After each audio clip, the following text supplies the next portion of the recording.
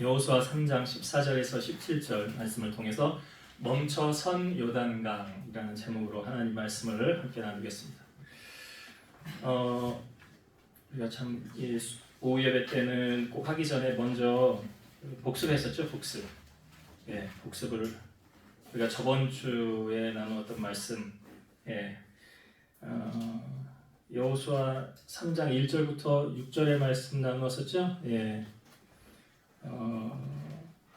이제 그 이스라엘 백성들이 진행을 할 때 법궤가 그 앞에 나아가도록, 제사장이 맨 법궤가 맨 앞에 나아가도록 하고 그 사이의 거리는 2,000규빗, 약 한 1km 정도 떨어뜨려 놓았죠. 어떤 의미를 우리에게 주었습니까? 모든 일을 행할 때, 결정할 때 먼저 우리가 앞서는 것이 아니라 하나님이 앞서게 하라. 그렇죠? 법궤가 앞서갔다는 것은 이제 하나님께서 모든 일을 실행하시고 주관하시고 일하시도록, 우리가 나서면 부작용이 있잖아요.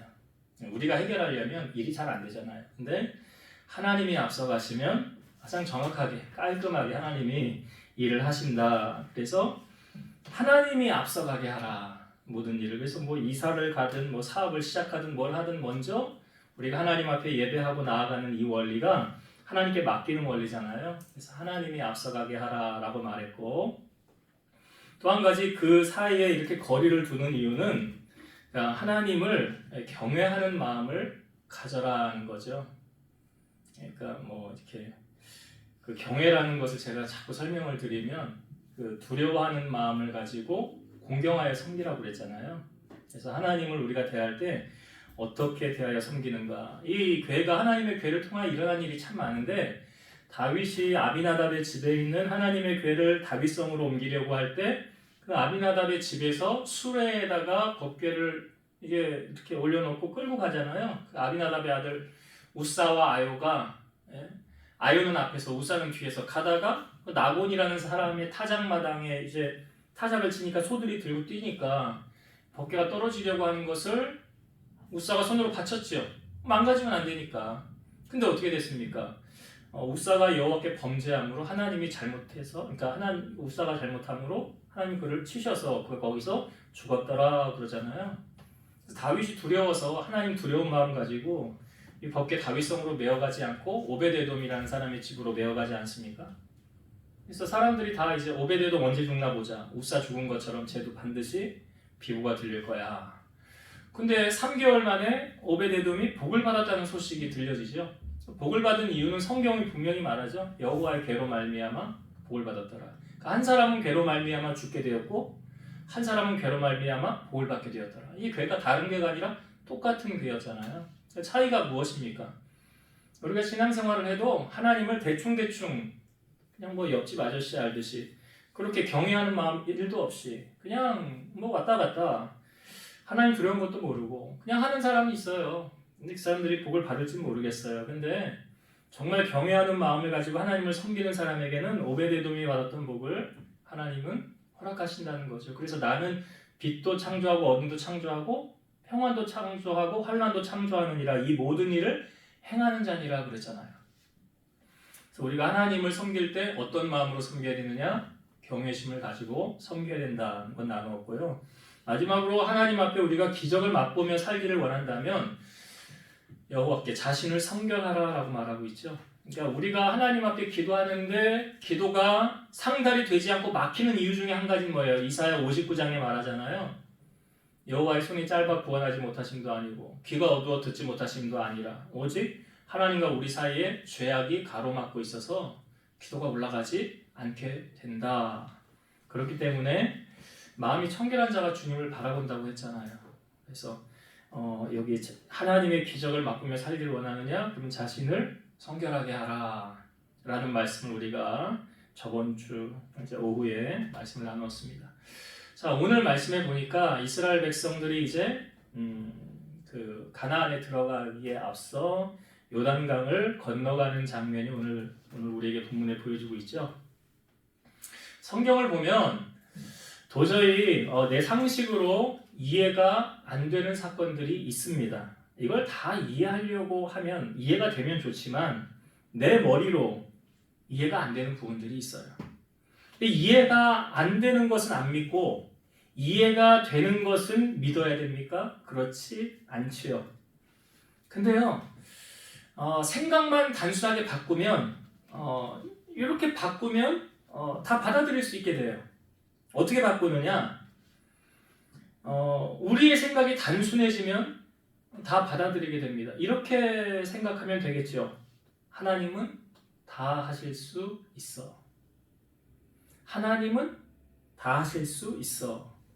처녀가 아이를 낳게도 할 수 있고 멀쩡했던 성이 그냥 무너질 수도 있고 아이를 낳을 수 없는 여자가 아이를 낳을 수도 있고 이게 여러 사건이 많이 등장해. 세례 요한도 엘리사벳이 아이를 못 낳는 여인이었다고 성경이 말하잖아요. 본래 아이를 낳지 못하는 여자였더라.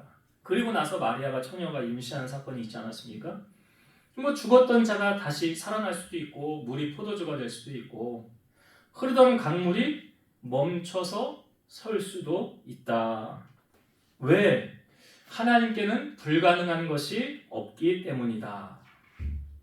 이게 출애굽한 이스라엘 백성들이 광야 40년을 마치고 가나안에 들어가려고 하는데, 자 이제 모압 쪽, 그러니까 이스라엘이 이렇게 보면 요단강이 어떻게 흐릅니까? 저 위에 북쪽의 헤르몬 산에서 이렇게 흘러내려서 이것이 이제 갈릴리 지방으로, 그래서 갈릴리 호수를 이루고요. 그 갈릴리 호수에서 밑으로 쭉 내려가, 이게 한 16km 정도 거리를 내려가면 거기에 이제 사해가 이제 있게 되죠. 그래서 헤르몬에서 흘러내리던 물이 쭉 흘러내려서 그 종착역이 어디냐면 사해로 들어가는 겁니다. 그래서 이제 갈릴리 호수와 사해 그 사이에 요단강이 흐르는 거죠. 그 요단강이 흐르는 그 중간중간에 27개의 크고 작은 폭포수가 형성이 되어져 있고 급류와 소용돌이가 생겨납니다. 더욱이 여기는 강폭이 좁고 강 바닥이 얇아서 곳곳에 깊은 홈이 파여져 있고, 우기에는 물이 범람하지만 건기에는 수심이 90cm도 되지 않기 때문에 배로 건너 다니기도 힘들고 걷기나 헤엄쳐서 건너기도 쉽지가 않다고 합니다. 그러니까 지금 이스라엘 백성들이 요단강을 건너려는 시점은 우기 지역이었다는 거죠. 그래서 성경에도 보니까 곡식을 거두는 시기에는 항상 언덕에 넘치더라 라는 말은 물이 범람한다는 이야기죠. 지금은 물이 심히 범람해서 인간적인 방법을 가지고는 도저히 이곳을 건너갈 수가 없는 상황이다 라는 것을 우리에게 알려주고 있습니다. 이때 하나님께서 지도자 여호수아에게 이렇게 말씀하십니다. 자, 성경을 한번 볼게요. 7절과 8절을 한번 보겠습니다. 하나님께서 여호수아에게 이렇게 말씀하셨어요. 자, 여호수아 3장 7절과 8절. 여호와께서 여호수아에게 이르시되 내가 오늘부터 시작하여 너를 온 이스라엘의 목전에서 크게 하여 내가 모세와 함께 있었던 것 같이 너와 함께 있는 것을 그들이 알게 하리라. 너는 언약궤를 맨 제사장들에게 명령하여 이르기를 너희가 요단 물가에 이르거든 요단에 들어서라 하라. 자, 하나님께서 여호수아에게 내가 모세와 함께 있었던 것 같이 너와 함께 있을 것이다 라고 말씀하시고, 언약궤를 맨 제사장들이 그 요단 물가에 들어가게 하라, 요단에 들어서게 하라 라고 말씀하셨어요. 자, 그리고 13절 보겠습니다. 13절. 온 땅의 주 여호와의 궤를 맨 제사장들의 발바닥이 요단 물을 밟고 멈추면 요단 물 곧 위에서부터 흘러내리던 물이 끊어지고 한 곳에 쌓여 서리라.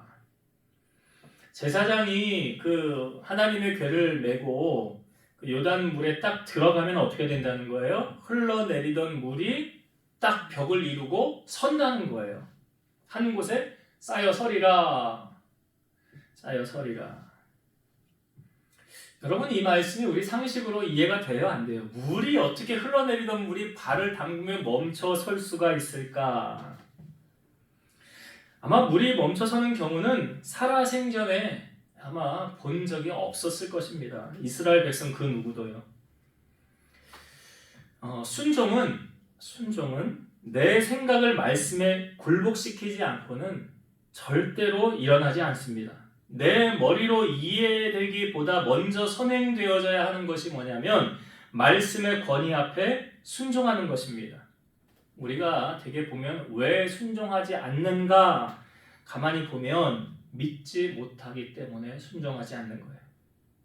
내 머리로는 이해가 되지 않습니다. 그래서 머리 좋은 사람들이 예수 믿기 힘들다고 하는 것이 나를 이해시키라는 거죠. 나를 이해시켜봐라. 그러면 내가 믿겠다. 근데 이해가 안 되잖아요. 성경을 보면. 이해 안 되는 부분들이 많거든요.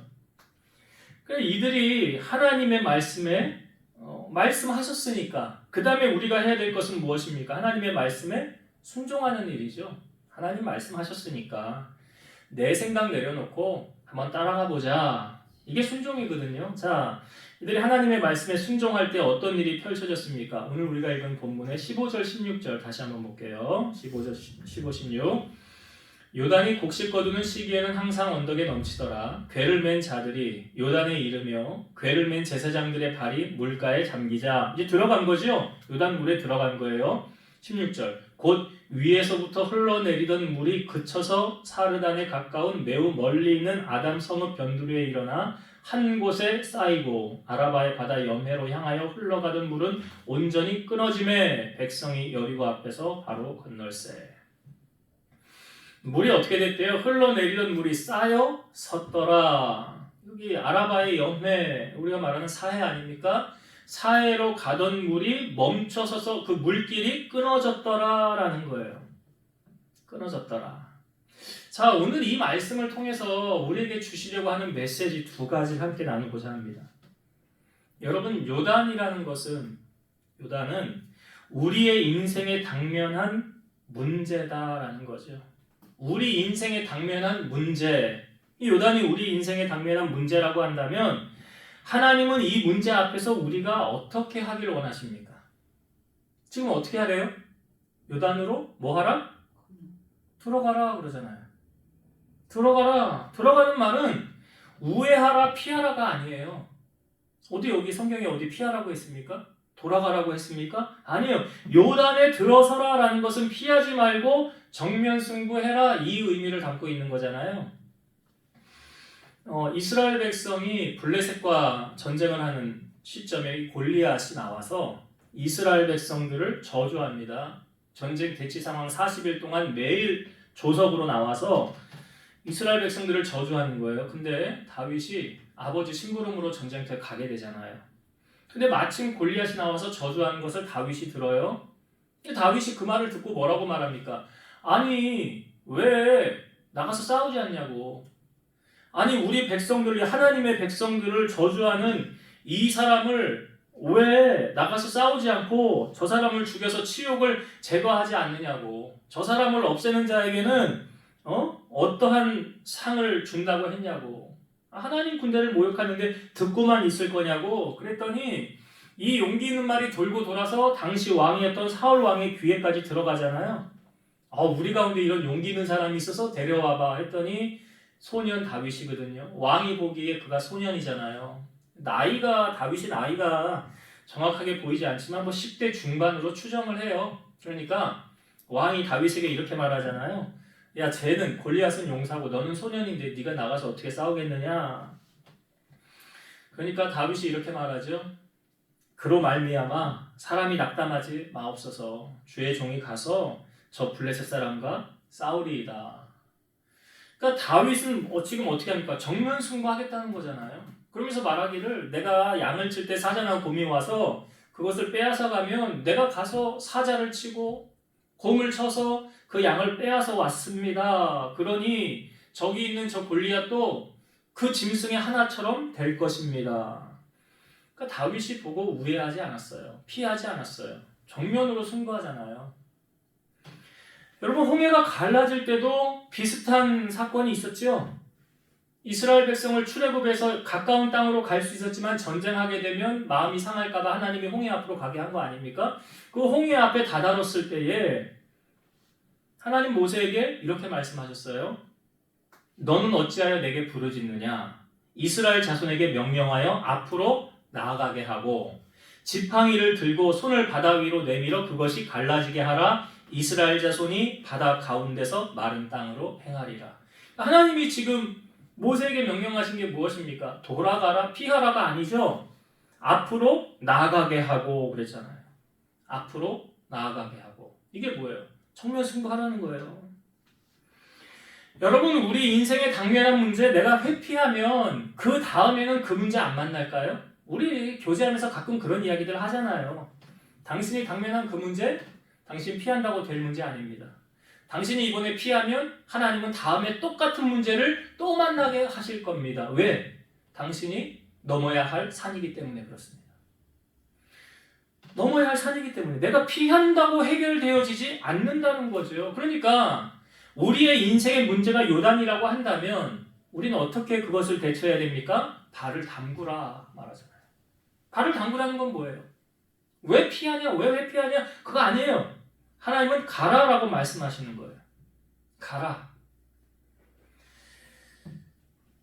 그러니까 어떤 문제를 만났든지 물론 기도하고 결정해야 될 문제지만 하나님 우리에게 요구하시는 것은 담대함을 가지고 전진하라는 거예요. 전진하라. 그러니까 요단으로 들어가라. 들어가야 문제가 해결된다는 거예요. 방관하면 해결이 안 된다는 거죠. 그러니까 하나님은 내가 맞서서 해결할 때까지 계속 반복해서 이 일을 행하게 하십니다. 이 풀어야 될 숙제라는 거죠. 우리 인생에서. 그러니까 하나님께서 주신 숙제를 다 할 때까지 우리 인생의 이 문제는 계속 연속적으로 다가온다는 사실이에요. 그렇기 때문에 우리가 당면한 문제 피해서 될 거 아니고 나아가야 한다. 그러니까 요단의 물을 담궈야 된다라는 게 첫 번째 우리에게 주시는 메시지고요. 두 번째는 뭐냐면 순종하기만 하면 하나님께서 다 해결하신다는 거예요. 순종하기만 하면 해결하신다. 자, 이스라엘 백성들은 요단강에 발만 담그면 되는 거죠. 그 다음에 모든 일은 누가 하시는 거예요? 그럼 하나님이 하시는 거예요. 근데 우리는 요단강이 멈추는 것을 우리가 해야 된다고 생각해요. 요단강이 멈추는 건 우리가 하는 게 아니에요. 그러니까 뭐냐면 아예 시도조차 못하고 불순종하는 거예요. 왜 내가 요단강을 멈추려고 생각을 하십니까? 하나님이 요구하시는 것은 순종이지 요단강을 멈추는 것이 아니라는 거예요. 잘 생각해 보세요, 여러분. 하나님은 우리가 할 수 없는 것을 하라고 하십니까? 할 수 있는 것을 하라고 하십니까? 그래요, 할 수 있는 것 하라고 해요. 절대 할 수 없는 것을 하나님이 우리에게 시키지 않아요. 요단강에 들어가는 거 할 수 있잖아요. 아니, 만약에 하나님이 너희들 요단강을 멈추게 해라 할 수 있어요? 못하죠. 그건 못하는 일이에요. 근데 요단강에 발을 담거라는요, 해요, 못해요? 할 수 있는 거잖아요.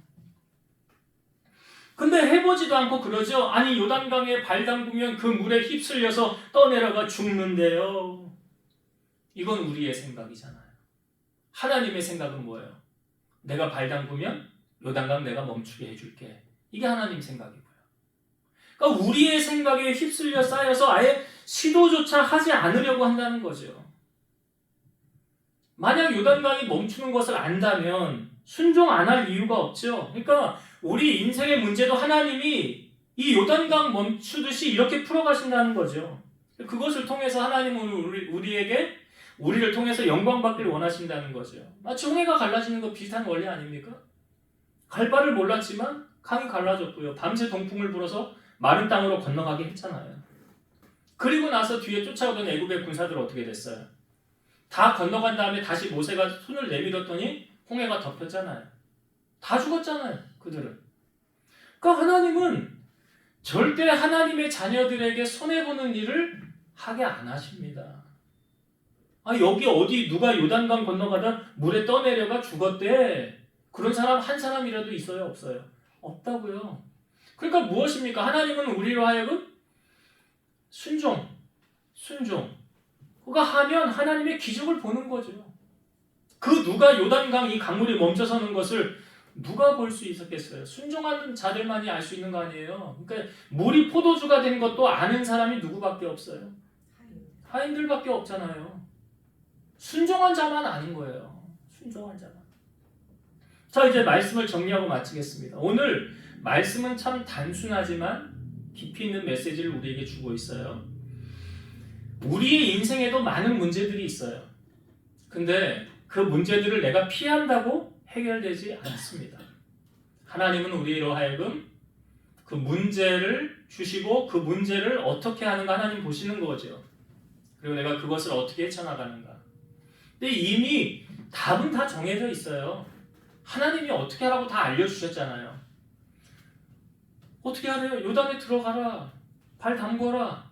그것만 하면 되는 거예요.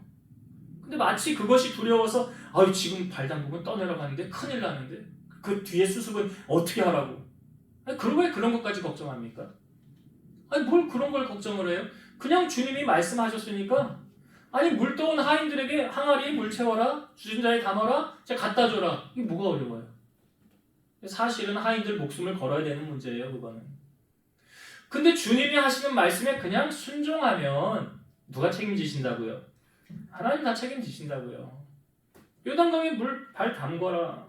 그러니까 우리 인생의 현실에 당면하는 문제들 외면하지 마시고 들어가라는 거예요. 문제 속으로. 들어가라. 들어가면 그리고 주님이 이미 다 말씀해 주셨잖아요. 어떻게 하라고요? 발만 담그라는 건데 뭐.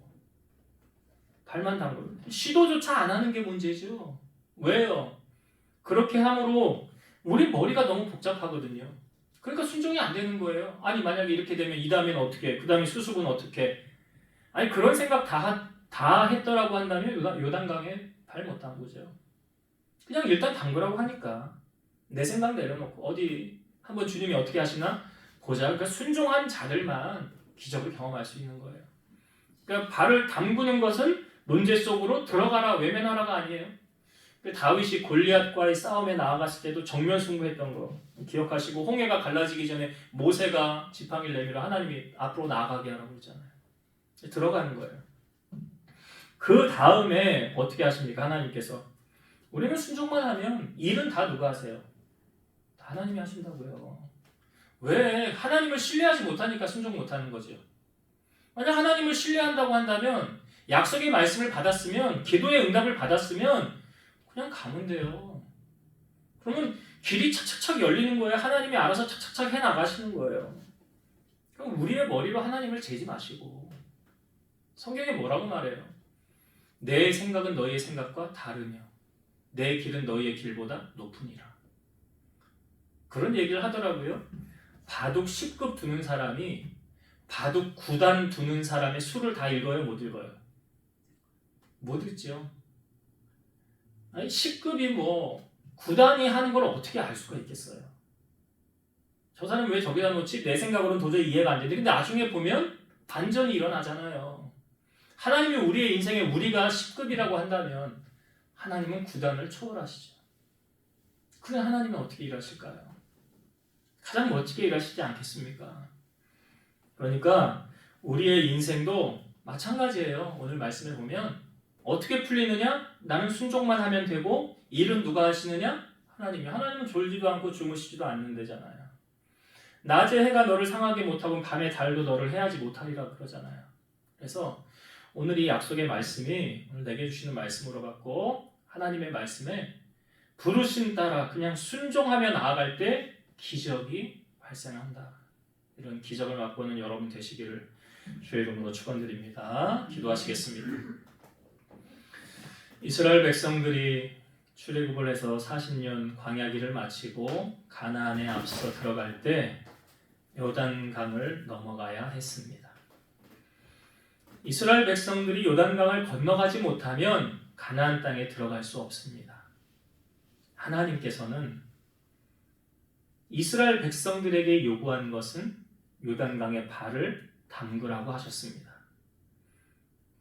만약 자기들의 생각에 사로잡혀 요단강에 발을 담그는 순간 내가 물에 떠내려가 죽으면 어떡하지? 여러 가지 근심 걱정이 있다고 한다면 그들은 하나님 말씀에 순종할 수 없었을 것입니다. 그래서 내 생각을 내려놓고 주신 말씀을 붙잡고 그 요단강에 발을 담그는 순간 흘러내리던 물이 멈춰 섰습니다. 그러니까 우리가 순종할 때 그 이후로는 하나님이 모든 것을 다 일하실 계획을 세워놓으신 줄로 믿습니다. 마치 이것은 우리의 인생의 문제도 어떻게 하면 풀리는가 내가 푸는 것이 아니라 우리는 주신 말씀 붙잡고 순종하면 그 나아가기만 하면 그 다음부터는 하나님이 다 일하실 줄로 믿사오니 우리에게 순종할 수 있는 결단과 믿음을 허락하여 주시옵소서. 하나님을 끝까지 신뢰함을 통하여서 주시는 기적을 경험하고 간증하는 우리 성도들이 다 되게 하여 주옵소서. 이제는 우리를 모든 죄악 가운데서 구속하신 예수 그리스도의 은혜와 하나님의 사랑하심과 성령님의 내주, 교통, 인도, 역사 충만케 하심이 사랑하는 성도들 머리 위에 저들의 가정 위에 세우신 교회와 이 나라의 민족 위에 이제로부터 영원토록 함께 있을지어다. 아멘.